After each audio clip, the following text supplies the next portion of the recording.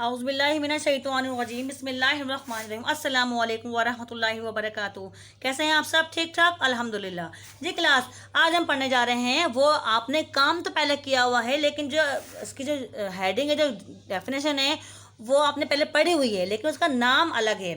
काम हम वही करते हैं पहले वाला, लेकिन नाम अलग है। वो क्या? तजिन्सी अल्फाज। तजिन्सी अल्फाज हम पढ़ने जा रहे हैं। इसमें होता क्या है कि दो अल्फाज होते हैं, उनके दो अल्फाज के मायने अल्फाज का तलफ़ुज़ और इमला एक जैसा होता है, इनके पढ़ने और लिखने का तरीका एक जैसा होता है, लेकिन उनके मायने एक दूसरे से मुख्तलिफ होते हैं। जैसे यहाँ पे लिखा हुआ है, बाग में गुल खिले थे, बत्ती गुल कर दो। बाग में गुल खिले थे, बत्ती गुल कर दो। यहाँ भी गुल का इस्तेमाल हो रहा है, यहाँ भी गुल का इस्तेमाल हो रहा है। हमें जो मुतरादिफ पढ़ा होता है उसमें ज़बर ज़ेर का मसला होता है, लेकिन यहाँ पे ज़बर ज़ेर बिल्कुल सेम होते हैं। यहाँ भी गुल है और यहाँ भी गुल है, इसलिए इनको तजिन्सी अल्फाज कहते हैं। इसमें ज़बर ज़ेर भी बिल्कुल सेम होते हैं दोनों सेंटेंस में, लेकिन उनके मायने एक दूसरे से बिल्कुल अलग होते हैं। बाग में गुल खिले थे, यानी कि बाग में गुल कहते हैं फूल को। बाग में फूल खिले थे, बत्ती गुल कर दो। गुल करना, यहाँ पे गुल फूल है, यहाँ पे ये गुल बंद कर दो। बत्ती बंद कर दो और गुल खिले थे। जी हाँ, वो अल्फाज जिनका लिखना, इनका तलफ़ुज़ और इमला एक जैसा हो, लेकिन उनके मायने अलग अलग हों, उनको तजिन्सी अल्फाज कहते हैं। इससे करते हैं एक्सरसाइज, देखिए आगे।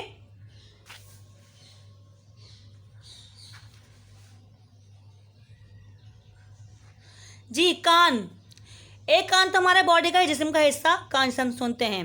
एक कान वो जहाँ से हम मादनियात जो निकलती हैं हमारे ज़मीन के नीचे से भी। कान के कोयले की कान होती है, एक नमक की कान होती है। सुना है ना आपने, नमक की कान निकाल, नमक की कान है हमारे यहाँ, कोयले की कान है, उससे बोलते हैं कान। एक कसर, ये भी कसर, दोनों कसर हैं, इनके ज़बर ज़ेर भी सेम है बिल्कुल। एक कसर है किसी चीज़ में कमी करना, छोटा कर देना उसको। एक कसर हवेली, गढ़ या किला। एक कसर छोटा करना, एक कसर के मायने होते हैं छोटा करना। नमाज को कम कर दो, नमाज को कसर कर दो। सफ़र के दौरान नमाज कसर हो जाती है। एक कसर, इंडिया में बहुत सी बुलंद कसर हैं, यानी कि बुलंद यानी कि ऊंची या ऊंची कसर है या बुलंद कसर है।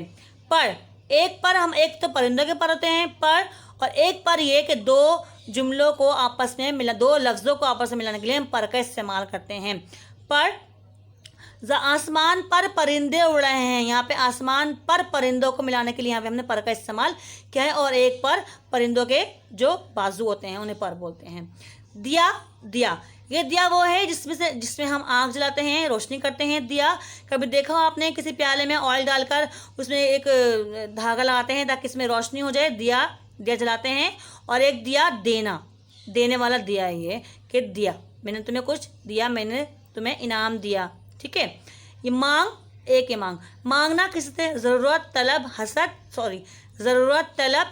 हजत, किसी से कुछ मांगना। एक मांग, इस मांग के बहुत मायने होते हैं। एक मांग तो ये निस्बत होना, किसी कुंवारी लड़की की निस्बत किसी से तय हो जाना, उसे मांग बोलते हैं। या मंगनी हो जाना किसी से, वो मांग होती है। या फिर दूसरी बात ये मांग की कि बालों की हम सीधी या टेढ़ी मांग निकालें, सीधी या टेढ़े हिस्से में, दो हिस्सों में बांटने, उसे भी मांग कहते हैं। सीधी निकालेंगे तो सीधी मांग कहलाएगी, अगर हम टेढ़े निकालेंगे वो टेढ़ी मांग कहलाएगी। यानी बालों के सीधे और आड़े बालों की जो मांग निकलती है उसे भी हम मांग कहते हैं।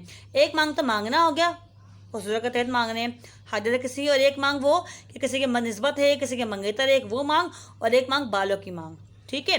इसके जुमले आप आराम से कर सकते हैं, आराम से बनाइएगा। इसको कॉपी में पहले मायने लिखिएगा, फिर इसके जुमले बनाइएगा। अलग अलग अल्फाज के अलग अलग मायने और अलग अलग जुमले बनेंगे इसके। बहुत ईजी है, आप आराम से कर सकते हैं। बस आज के लिए इतना ही, मिलते हैं अगली क्लास में। ओके, अल्लाह हाफिज़।